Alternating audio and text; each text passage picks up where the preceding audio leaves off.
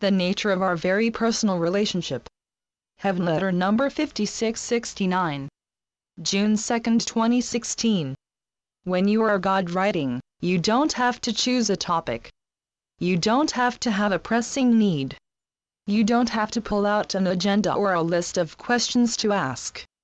I am a God who does more than respond to your limited questions, and you are to be just an ordinary person intending to hear from me, which is my God writing to you. You pick it up. Your wanting to hear me is a blessing any way you slice it. What is God writing but your openness to hearing what I have to say? Listen to this about our relationship. It's true that I am your servant. I am your servant, far more than you know. At the same time, you aren't my enforcer. I am not obliged to do your bidding. Of course, you have sometimes thought that you are supposed to order the menu of life as you wish, and I am to hand you your desires on the silver platter. If I don't, you may think I am in the wrong. It is all well and good to be confident, yet confidence doesn't mean that everything has to go your way. When you are sure that your will ought to be followed over mine, you may come across as arrogant. The exact opposite of arrogant is not exactly meek, not obsequious, but more like humble.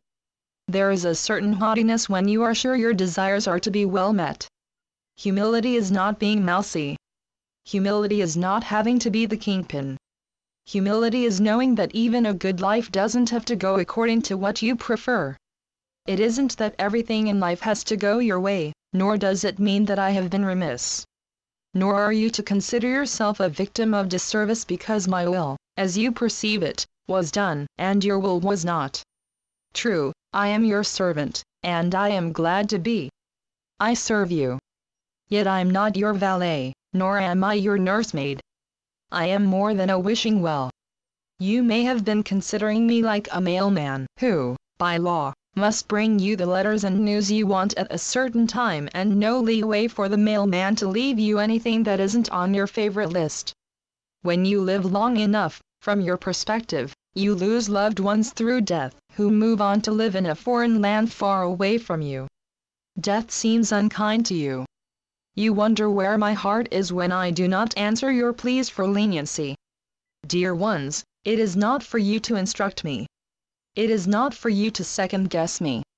It certainly is not for you to offer me sage advice. The sage advice I give you has nothing to do with ego. Of course, no one wants to be denied anything. When you take yourself and your life so personally, and you don't want to hear what is, odds are that your sensitivity is a breakout of ego. Yet, as life comes before you, it is not usually in your favor to be granted special favors or exemptions. It is wiser for you to come from a different vision. Certainly, when you see yourself wounded, this seems real to you. Woundedness is reality only on the surface level. There is, however, another level to come from, and another. You are in the process of seeing life from a certain angle, and you often protest what you see. Come now, see higher.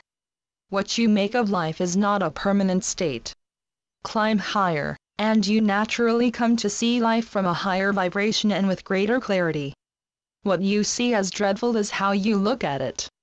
Certainly, you don't have to see the way you used to. Why on earth would you want to hold on to a most likely lesser consciousness?